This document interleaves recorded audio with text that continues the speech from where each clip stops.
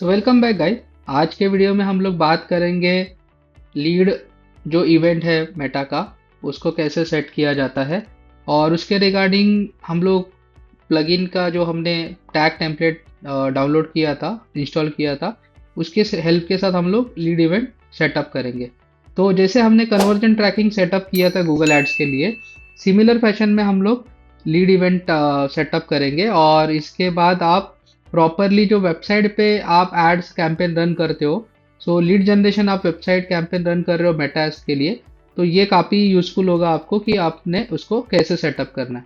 तो अभी के लिए हम लोग जो हमारा थैंक यू पेज है, जैसे मैंने लास्ट कुछ वीडियोस में आपको दिखाया था, एक लीड जनरेशन वेबसाइट है, वो थैंक यू पेज सबमिट होने के बाद मेरा लीड इवेंट हिट होना चाहिए, क्योंकि मैं उसको लीड कंसिडर करूँगा। ओके, तो मैं प्रोसीजर स्टार्ट करता हूँ। सो ये मेरा वेबसाइट है गाइस। यहाँ पे मैं आता हूँ और यहाँ पे आपको पता है मेरा एक यहाँ पे फॉर्म है। ओके, और फुटर में भी फॉर्म है। ओके, सो जैसे फॉर्म सबमिट होगा मेरा थैंक यू पेज लोड होता है।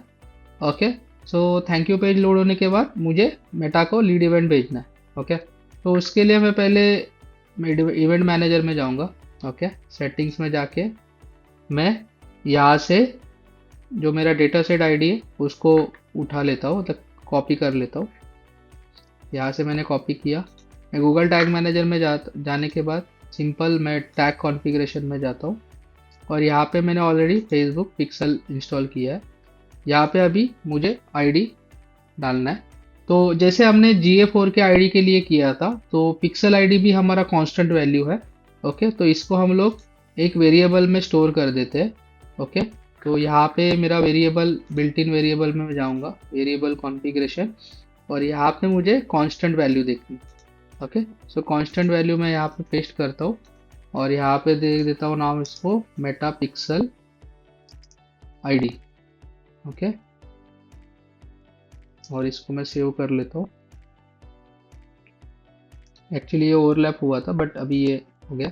उसके बाद मैं यहाँ पे देखता हूँ, मुझे इवेंट्स के काफ़ी सारे नाम दिख रहे हैं स्टैंडर्ड इवेंट में। तो स्टैंडर्ड इवेंट में मैं जाने के बाद यहाँ पे चेक करता हूँ कौन सा इवेंट, तो मुझे लीड इवेंट लेना है।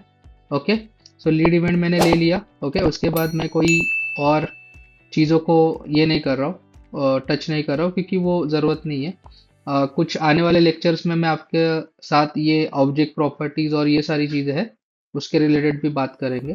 तो मैं ट्रिगरिंग सेक्शन में जाता हूँ और यहाँ पे जो मेरा थैंक यू पेज है उसको मैं सिलेक्ट करता हूँ।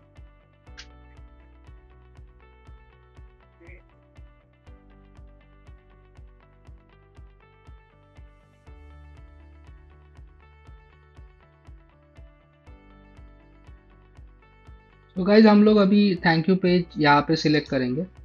तो मैंने थैंक यू पेज मैंने सिलेक्ट किया है और मुझे यहाँ पे इवेंट को चेंज करना है। मैं अगेन जाता हूँ लीड इवेंट पे।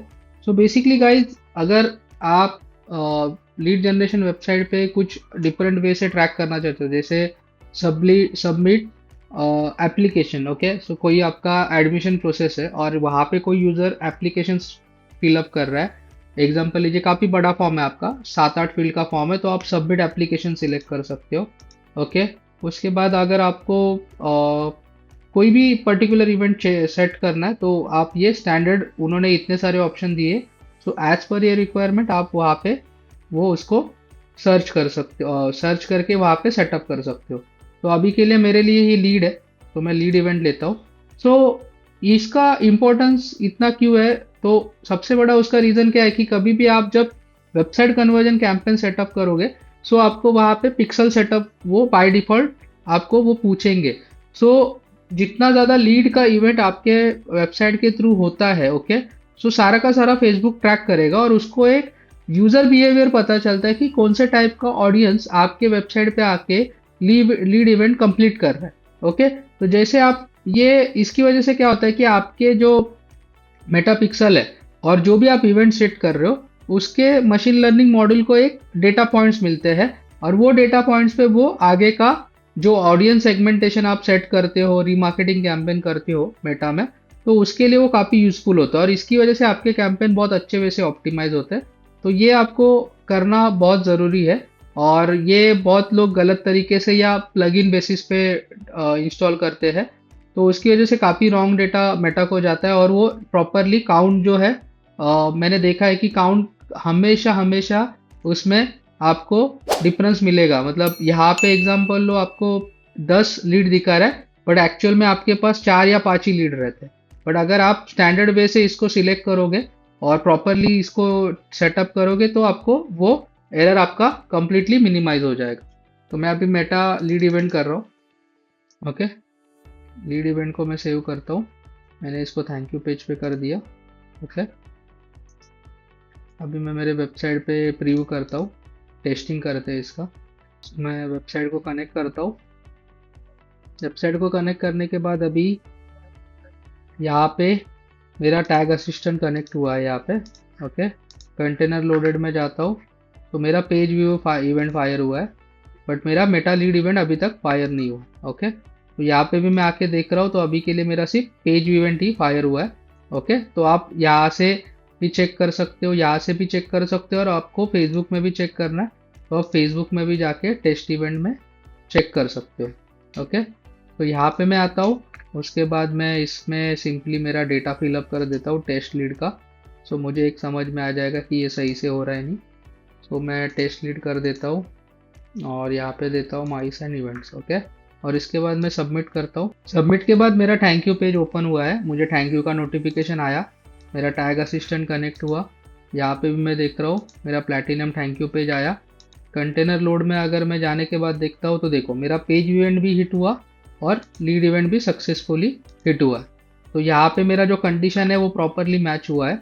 ओके, और इसकी वजह से आपको बहुत एक्यूरेटी जो है आपका लीड इवेंट का वो बढ़ जाएगा अगर आप प्रॉपरली ये कंडीशन पे रखोगे। तो आने वाले वीडियोस में हम लोग और कुछ नए इवेंट्स भी मेटा के इंस्टॉल करेंगे। सो आई होप गाइज आपको ये बहुत डिटेल में और अच्छे से मैंने ट्राई किया है, आपको समझाने की कोशिश की है और आप इसको अच्छे से प्रॉपरली सेट कर पाओगे और यूटिलाइज कर पाओगे। तो मिलते हैं अगले वीडियो में।